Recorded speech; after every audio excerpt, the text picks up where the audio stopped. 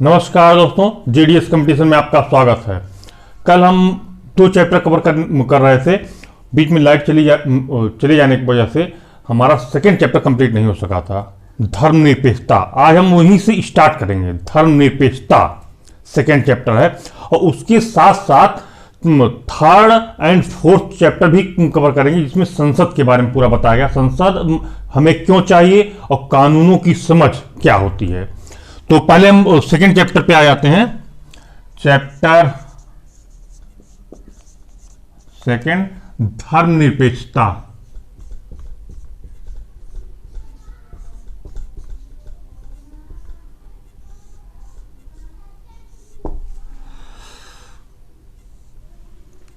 धर्मनिरपेक्षता क्या है? कोई भी देश, लोकतांत्रिक देश पर्टिकुलरली आप देखते हैं कि वो धर्म सापेक्ष नहीं हुआ करता, धर्मनिरपेक्ष हुआ करता है। जैसे हम अपने इंडिया को आप ले लें, हमारे यहां किसी एक धर्म को प्रश्रय नहीं दिया गया है और राज्य कभी भी किसी एक धर्म का सपोर्ट नहीं करता। सारे धर्म के लोग यहां पर आसानी से रहते हैं, आपसी भाईचारा सद्भाव से रहते हैं। अब ये पड़ोस में आपको हम एक एग्जांपल ले लेते हैं। एक एग्जांपल नेपाल का लेते हैं।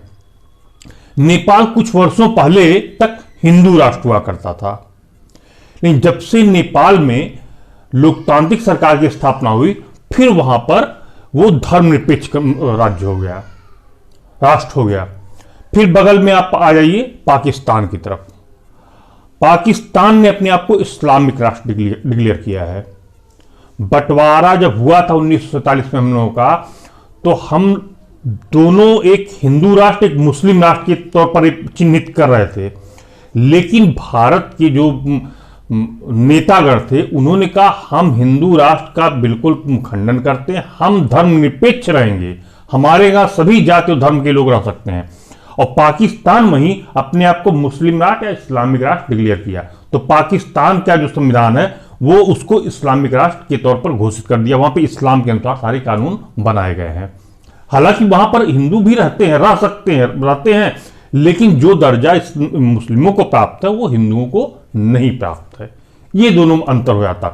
लेकिन हालांकि लोकतंत्र वहां पर भी है, लेकिन वहां का लोकतंत्र तो आप जान ही रहेंगे, समझ रहे कैसे चल रहा, कैसे आधा तो उसमें जितना भी कार्यकाल उनका बीता हुआ है, उसमें आधा तो सैन्य शासन चला हुआ है, आधा लोकतंत्र चला हुआ है। और भी जो भी प्रधानमंत्री राष्ट्रपति हुआ करता वहां पर आईएसआई और मिलिट्री के हाथ की कठपुतली हो जाया करता है।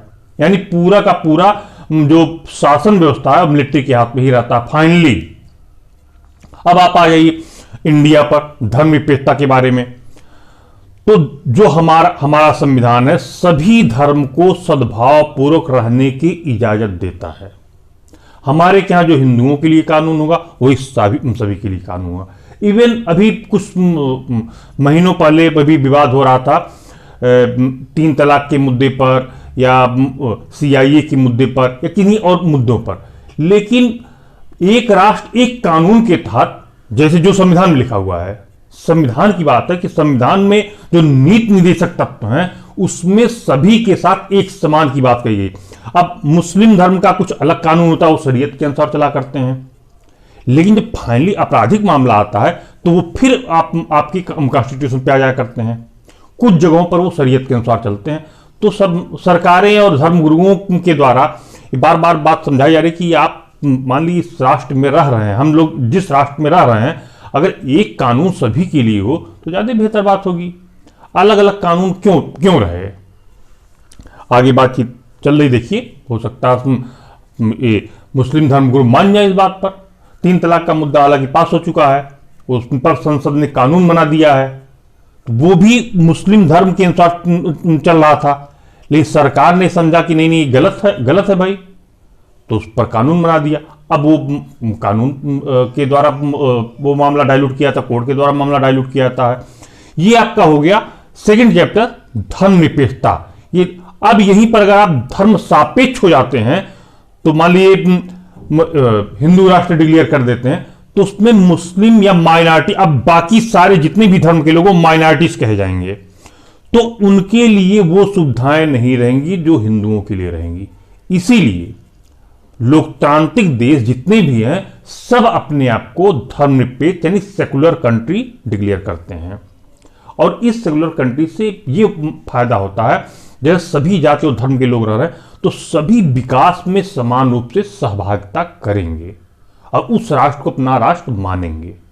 ये सबसे बड़ी अच्छी बात। और एक यूनाइट रहेंगे, कोई भी बाहरी आक्रमण होता तो सब एकजुट रहेंगे। और अमूमन भारत में ऐसा होता भी है, कोई भी किसी जाति और धर्म का हो, अगर बाह्य आक्रमण कोई हुआ तो सब कुछ मुद्दे भुला दिए जाते हैं, सिर्फ एक मुद्दा हमारे सीमाओं की रक्षा हो, हमारे सैनिकों की रक्षा हो। ये हम आप भी महसूस किए, हम भी महसूस करते हैं। अब हम नेक्स्ट चैप्टर पे बढ़ते हैं, चैप्टर नंबर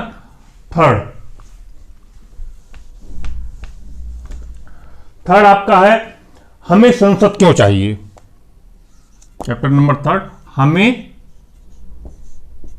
संसद क्यों चाहिए।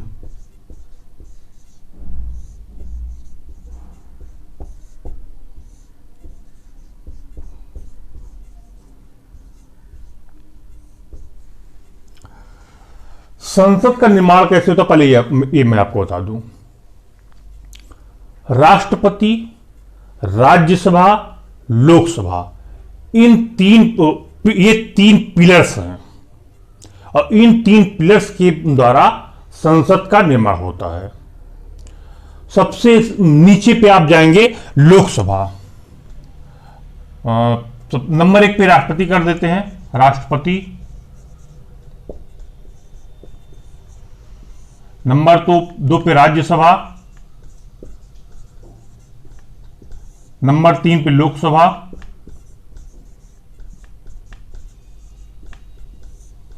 दो 3। अब इन तीनों को मिलाकर संसद कहा जाता है।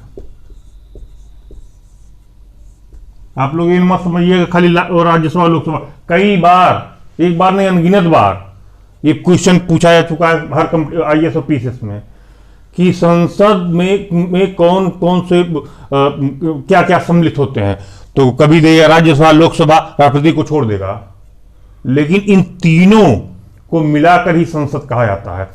ये निम्न सदन हुआ, ये उच्च सदन हुआ, ये राष्ट्रपति हुआ। ये भी आप जाने रहिएगा। लोकसभा को आप जानते हैं बहुत हाईलाइट होता है। राज्यसभा के बारे में कोई MP उसको कोई भाव ही नहीं देता। लोकसभा में से जो MP चुन के आते हैं उनको बड़ा अच्छा खासा तरजीह दी जाती है। तो आप लोग ये न समझ जाएं कि लोकसभा ही अपर है, सबसे नीचे वाला सदन लोकसभा है। लोकसभा ये जान लीजिए, उसके ऊपर राज्यसभा, उसके ऊपर राष्ट्रपति। ठीक। अब इसमें संसद हमें क्यों चाहिए, हमें इसकी आवश्यकता क्या है। हम अपने MPs का ये इनके तो लगभग, पहले इसमें कुछ सदस्य संख्या बता दें। राज्यसभा में सदस्य संख्या होती है 250, लोकसभा में होती 545। इसमें 543 निर्वाचित होते हैं और 2 एंग्लो इंडियन मनोनीत होते हैं, तो हो गया पूरा 545। और यहां पर 12 सदस्य मनोनीत होते हैं और लगभग 238 सदस्य यहां पे इलेक्ट होते हैं राज्यसभा में, अलग अलग क्षेत्रों से, अलग अलग राज्यों से। जहां पर देखा जाता है कि जिन राज्यों में प्रतिनिधित्व नहीं हो पाए वहां पर राज्यसभा का प्रतिनिधित्व हो जाया करता है।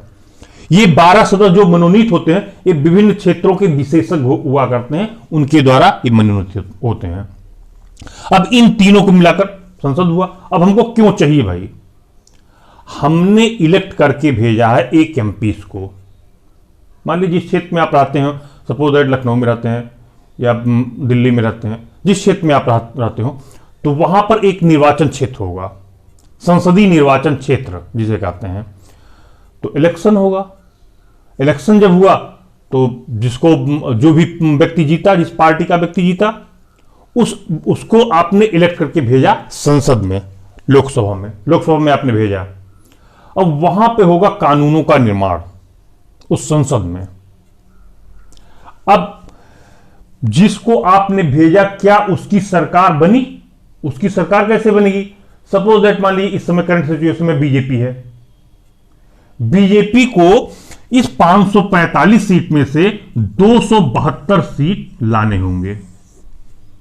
272 सीट यानी किसी भी पार्टी को मिलेगा तो वो व्यक्ति, पार्टी या गठबंधन, तो वो व्यक्ति अपना केंद्र में सरकार बनाएगा और उसी पार्टी का व्यक्ति प्रधानमंत्री बनेगा। ठीक, और उसके अपोजिट जितने भी लोग रहेंगे उनको विपक्षी कहा जाएगा, यानी विपक्षी दल कहा जाएगा विपक्षी दल कहा जाएगा।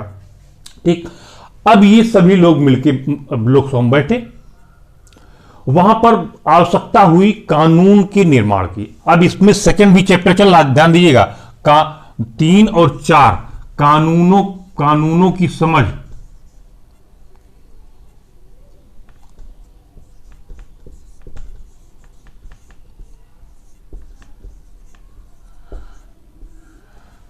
हम ये किया करते, जैसे ये जिस रूप में ये चैप्टर दिया रहता है, मैं भी कोशिश करता हूं कि दोनों को एकदम ज्वाइंट करते हुए उसको आगे लेके चले और एकदम फ्लो मेंटेन रहे, तब आपको भी बड़ी बारीकी से उस समझ में आ जाया करेगा।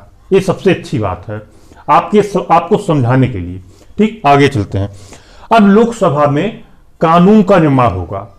जनता को जिस चीज की आवश्यकता ज्यादा होगी वो बिल पास कर दिया जाएगा, लाया जाएगा, बिल लाया जाएगा, लोकसभा में बिल लाया जाएगा और लोकसभा में पास हुआ। और फिर लोकसभा में जब पास हुआ, लोकसभा के बाद राज्यसभा में उसको भेज दिया गया। अब बहुमत यहां पे राज्यसभा में, अगर इस बहुमत उस दल का है तो यहां पे राज्यसभा में पास हो जाएगा, और नहीं पास हुआ तो फिर लोकसभा में चला आएगा। भाई मान ली बहुमत है, पास हो गया, जब यहां भी पास हो गया उसके राष्ट्रपति के पास फाइनली सिग्नेचर के लिए चला जाएगा, राष्ट्रपति उस पर सिग्नेचर कर देते हैं। राष्ट्रपति को भी एक बार लौटाने का ही अधिकार है। ये संशोधन हुआ था, पहले तो एक बार ही लौटाने का अधिकार नहीं था, लेकिन फिर संशोधन हुआ कि राष्ट्रपति एक बार पुनर्विचार के लिए उसको, उस बिल को लौटा देगा और बाद में उसको फिर अगर दोबारा भेजा जाता है तो बाध्य होता है राष्ट्रपति उस पर सिग्नेचर करने के लिए। ठीक, यहां तक समझ में आ गया होगा।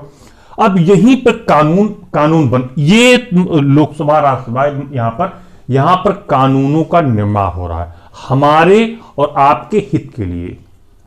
जैसे अब एक हिंदू उत्तराधिकार अधिनियम 2005 में आया तो उस पर कानून बनाया गया इसके द्वारा, संसद के द्वारा। अब अंग्रेजी शासनकाल में एक हो गया, मान लीजिए 1919 में हुई घटना से रॉलेट एक्ट एक आया था, बिना अपील, बिना वकील, बिना दलील के द्वारा किसी भी व्यक्ति को गिरफ्तार कर लिया था, जेल में डाल दिया जाता था। तो वो अंग्रेजों का कानून था, उन्होंने कानून बना दिया था, लेकिन वो हमारे हित में नहीं था, तो उसको हम लोगों ने बड़ा विरोध किया। जलियांवाला बाग हत्याकांड भी उसी लिए हो गया था।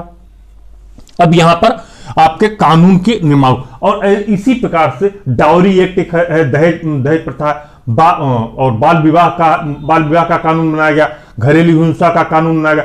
तमाम कानून जितने भी हमारे समाज में कुरीतियां विद्यमान थी, सारे पर कानून धीरे धीरे बनाती संसद हमारी चली गई, और उस कानून की हमें वास्तव में आवश्यकता भी थी। अगर हम कानून नहीं बनाते तो हम लोग जाहिलों की श्रेणी में ही रहते। पश्चिमी राष्ट्र कभी कभी हम पर देख के हंसते भी रहते हैं, अरे यहाँ छोटे छोटे बच्चों का विवाह कर दिया था, 10 साल के बच्चों का विवाह कर दिया था। तो इसलिए हमको कानून बनाना आवश्यक हो गया कि 18 साल मिनिमम बच्ची किया, 21 साल बच्चे किया, तो वो जरूरी था। अभी भी पश्चिमी राष्ट्र में उम्रदराज लोग ही शादी किया करते हैं, लेकिन भारत में ऐसा नहीं है। भारत में बहुत और कम समय में ही शादी के लिए अनुमति दे दी। हाँ, भले ही लोग 25-30 साल में शादी करें, लेकिन अनुमति 18 साल 21 साल दी गई है। यानी 18 साल से नीचे की बच्ची नहीं होनी चाहिए, 21 साल से नीचे का बच्चा नहीं होना चाहिए। कानूनन ये अपराध है, और दहेज लेना अपराध है, घरेलू हिंसा अपराध है। ये सब कानून इसी के द्वारा ही बनाए गए हैं। यहां पर हो गया आपका ये दोनों चैप्टर, हमें संसद क्यों चाहिए, कानूनों की समझ। ये दोनों चैप्टर आपका विधिवत, आपको जहां तक हमारी कोशिश है समझ में आ भी गया होगा।